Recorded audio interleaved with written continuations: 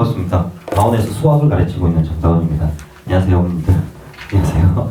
네, 제가 다운에서 송파관에서는 지금 이렇게 보성고 1학년 반, 고1, 2 연합반 이렇게 받고 있거든요. 그리고 제가 고등학교 1학년 연합하기 전에 2학년 연합하기 전에는 방산을 중점적으로 맡아서 진행을 해왔습니다. 네, 그래서 대부분 이 근처 학교들 위주로 진행을 했고요. 그리고 제가 이제 수업 내용이라든가 이런 거 어떻게 진행하는지 보여드리기 전에 제가 학생들 이제 기출 문제 풀리기 전에 내신 대비하기 전에 항상 데이터를 좀 수집하는 편이거든요, 성격상. 그래서 그런 것들을 정보가 될 수 있을 것 같아서 어머님들한테 잠깐 보여드리고 제 수업 어떻게 진행되는지를 말씀을 드릴게요. 이게 지금 고등학교 1학년 중간고사 수원 이제 시험 범위가 보통적으로 1단원부터 7단원까지거든요.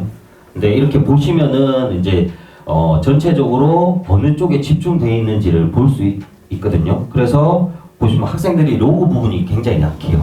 근데 로그 함수까지 붙었으니까 굉장히 심각하겠죠. 그래서 거기서의 비율을 나타낸 거예요. 기출 문항들의 비율, 네, 단원별로. 그리고 어떤 선생님들 잘 모르시는 경우들도 생기는데 상용로그라는 부분이 거의 사라져가는 분위기라서 기출에서도 거의 4%밖에 안 나와요. 옛날 쌤들은 10년 전 수능 이럴 때는 상용도가 굉장히 많은 비중을 차지했거든요. 근데 이제 많이 축소돼서 기출지에서도 많이 빠지고 있다라고 보시면 될 것 같아요. 그 외에는 이제 이 두 개, 이것만 제가 확인을 하는 게 아니라 학생들 정답률, 이게 저희 반 이제 작년에 2학년 학생들 대상으로 조사를 해가지고 정답률을 분석한 내용이거든요. 거기서도 보시면은 이제 학생들이 로그 함수에서 정답률이 굉장히 낮은 편이에요. 그러니까 5단원을 집중적으로 보셔야 되고요. 그리고 상용 로그 비중이 낮다 했는데 학교에서 출제하는 그 학교들이 몇몇 학교들이 있습니다. 그러니까 그냥 부교재를 쓰지 않고 기출 문제 부교재를 쓰는 학교들이 있어요. 방산, 보성, 그 다음에 보이는 뭐 특별하게 뭐 기출 문제를 쓴다기보다는 그냥 시중 문제집에서 쓰고 있는데 상용 로그를 넣어버려요. 그래서 보시면 알겠지만은 상용 로그가 학생들이 잘 맞추긴 하는데 어려워하는 부분들도 있고요. 이게 지금 로그 파트에서 많이 어려워합니다, 학생들이. 그래서 무조건 수원 1학기 중간고사는 로그입니다, 어머님들. 로그가 가장 힘들다고 보시면 될 것 같고요. 그 다음에 문항 제가 이런 것도 조사를 하는데 유형별로 지금 1단원 유형별로 각각 어느 정도 퍼센트가 나오는지도 조사를 하거든요. 이거는 그냥 참고 사항으로만 보시면 될 것 같고요. 이거는 이제 개인 학생용 데이터라서 이렇게도 분석을 하는 편입니다. 그러니까 이거를 뭐 선생님들이 뭐 유형별로 분류를 한다, 뭐 교재를 유형별로 분류를 한다, 뭐 이렇게 말씀을 하시는데 저는 학생들이 뭐를 풀고 어떤 유형에서 틀리고를 데이터로 모읍니다. 그래서 여기 보시면은 작년에 2학년 학생 데이터거든요. 그러니까 각 유형별로 몇 개를 맞췄고 몇 개를 풀었고를 이렇게 해서 학생들한테 좀 부족한 게 뭔지를 정확하게 파악한 다음에 이제 선정을 해가지고 기출지 작업이 들어가고, 그리고 교재도 매해년마다 계속해서 바뀝니다, 저는. 왜냐면은 그날 가르쳤던 그 해 가르쳤던 학생들이 로그 파트가 약할 수도 있고 그 해 가르쳤던 애들이 상가함수가 약할 수도 있고 그런 사항들에 맞춰서 이 데이터를 기준으로 해서 맞춰 들어간다고 생각하시면 될 것 같아요. 이제는 제 수업에 대해서 이제 말씀을 드릴게요. 저 같은 경우는 항상 목표를 그날 유형 연습을 했으면 무조건 그날 끝내자는 의미를 포커스를 많이 두고 교재부터 시작해가지고 테스트 구성이 돼 있다고 보시면 될 것 같거든요. 뭐 어떤 선생님들은 뭐 대표 문항을 1번부터 12번까지 풀고 집에 가서 과제로 풀어와 이러면은 학생들이 기억을 할까요? 다 기억을 못한다는 생각을 하거든요. 그래서 저는 대표를 많아봤자 한 3개 정도를 풀고 그거에 관련된 내용을 그 자리에서 바로 풀리게끔 시킵니다. 그래서 이런 패턴으로 5번이 돌아가는 거죠. 이제 그날 대표 문제를 풀고 유사를 바로 풀고 그 다음에 이제 다음 시간에 이제 테스트를 볼 건데 이제 여기 관련된 내용의 테스트를 본다고 생각하시면 될 것 같아요. 그리고 그 유사에 맞춰서 과제들도 구성이 맞춰져 있습니다. 학생들이. 그리고 아까 제가 말씀드렸던 것처럼 데이터 분석에 의해서 그 유형이 많이 틀렸다. 그러면 그것들은 개별 과제로서 또 나가게 돼 있습니다. 뒤에 좀 더 자세한 설명을 드릴 거거든요. 그래서 이런 식으로 대표 문항을 풀립니다. 근데 대표 문항 옆에는 항상 송구시가 들어가 있어요. 송구시는 그 기존 시중 문제집의 풀이보다는 제가 전달하고 싶은 거를 좀 더 자세히 전달하고 싶기 부분이 있기 때문에 무조건 송구시를 적어서 줘요, 학생들한테. 이런 것들은 이제 색깔 표시 들어가는 것들은 시중 문제집의 풀이법들에서는 이렇게 표현할 수 없는 부분들이거든요. 그렇게 가지고 첫 번째 대표 문항을 풀리고, 그리고 수업들은 항상 온라인으로 진행이 됩니다. 그래서 뭐 참석을 안 해도 온라인으로 다시 볼 수 있고, 그 다음에 학생들이 반복적으로 좀 연습을 할 수 있도록, 또다시 집에서 볼 수 있도록 무조건 실시간으로 찍고 있습니다. 뒤에 과제들도 학생들이 집에서 좀 뭔가 할 수 있도록, 행위를 할 수 있도록 뭔가 계속 만들어 놨어요, 저는. 예. 그래서 뒤에 이렇게 보시면 두 번째는 이제 유사문항을 4문제를 달아주거든요. 근데 저 같은 경우는 그냥 시중 문제집만 달아주는 게 아니라 무조건 기출지를 꼭 넣어줘요. 그러니까 시중 문제 50%, 기출 문제 50%를 넣어줘요. 네. 이게 학생들이 보통 문제집들을 보면은 그냥 똑같은 문제 이렇게 해가지고 유사 문제를 달아주는데, 저 같은 경우는 기출에서 이렇게 나오니까는 준비를 이렇게 해야 된다. 근데 학생들이 시중 문제집하고 기출 문제 풀었을 때 차이 좀 많이 느껴요. 기출 문제는 제가 예시를 들면 참 좋은데 숫자를 엉망진창으로 잡습니다. 시중 문제집은 깔끔하고 이쁘게 이해도를 위해서 보편적인 교재잖아요. 근데 기출 문제는 학생들이 잘 못 푸는 게 더 중요한 거예요. 학교에서는 어떻게 보면. 네. 조금 더 틀려야 돼요. 제대로 연습을 해가지고 들어온 애는 맞춰야 돼요. 그렇기 때문에 문제가 여기는 실전 문제인데, 제가 또 하나 더 나가면 심화 문제 같은 경우는 비슷한 문제지만은 계산을 엉망진창으로 만들어놔요. 네. 그래서 학생들이 꼭 풀어보라고 옆에 기출지를 달아줍니다. 그래서 실전 2개, 이제 이 정도 난이도가 3, 4등급 난이도라 학생들한테 설명을 하고요.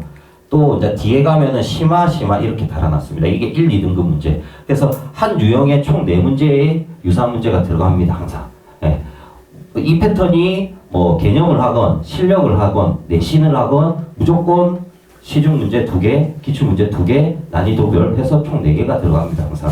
그래서 학생들한테 조금 실전까지 풀어야 되는 애들은 반드시 실전까지는 풀리고요. 좀 잘 되는 애들 경우는 억지로라도 심화까지 꼭 보라고 얘기를 합니다. 네, 그렇게 해서 두 번째 돌고요. 그 다음에 이게 과제인데, 과제에 보시면 이런 번호가 붙어 있어요, 학생들. 이게 교재에도 붙어 있거든요. 앞에 보시면은 교재에도 이 번호가 붙어 있어요. 네, 그러니까 연결되게끔 교재를 형성시켜 놨어요. 학생들이 찾을 수 있게끔. 그러니까 이걸 풀었는데 이제 애들이 과제를 풀 때 이걸 풀 때 잘 안 풀리면은 이 번호에 맞춰서 교재를 찾아가서 송구시를 봐도 돼요. 근데 이것만 만들어 놓은 게 아니라 이게 QR도 만들어 놨거든요. 네, 저 안에 들어가면은 또 제 네이버 카페를 통해서 영상이 또 제작이 돼 있습니다. 이거에 관련된 개념, 그 다음에 이거에 관련된 대표 문항들의 영상이 뭐 한 3분 내외로 해서 애들한테 볼 수 있게끔. 그러니까 항상 제가 옆에 붙어 있는 상황이 아니니까는 그래도 어느 정도 공부할 수 있는 여건들을, 배경들을 좀 많이 만들어 두려고 하는 편입니다, 제가. 그래서 요것들도 항상 달아줍니다. 옆에 보면은 문제만 있는 게 아니라 개념도 한 번 더 달아줍니다. 네, 개념도 한번 꼭 다시 볼 수 있게끔. 네. 그래서 이게 세 번째가 이게 이제 카페에 들어가면 이런 식으로 이제 영상들을 이제 볼 수 있게끔 만들어 놨습니다. 링크만 찍으면 바로 들어갈 수 있거든요. 네. 그래서 이런 문제들도 넣어놨고, 이제 테스트도 반드시 그 유사 유형을 연결시킬 수 있게끔 출제를 합니다. 그리고 보통적으로 저희가 테스트를 교재 아까 전에 유사 유형 4개랑 대표해가지고 총 5문제가 있잖아요. 이 중에서 똑같은 문제를 50% 이상 냅니다. 근데 그것도 애들이 받는 걸 힘들어해요. 예. 그래서 꼭 다시 한 번 더 복습을 계속 할 수 있도록 시키는 편입니다. 그리고 이거는 이제 제가 데이터 분석을 해가지고 학생들한테 어떻게 보면은 이런 표에 의해서 점수대가 어떻게 나오고 이런 것들로 개별 과제를 좀 챙겨주는 편이에요. 이거를 안 보고 하면은 선생님들 그냥 개인적인 생각으로 그냥 뭐가 잘 안 되고 있구나 이렇게 설명을 드리잖아요, 어머님들한테. 근데 저는 이 표를 보고 말씀드려요. 네, 표를. 그래서 이 학생이 지금 작년에 2학년 학생인데 쭉 보시면은 어느 파트가 약한지가 퍼센트로 보이게 돼 있어요.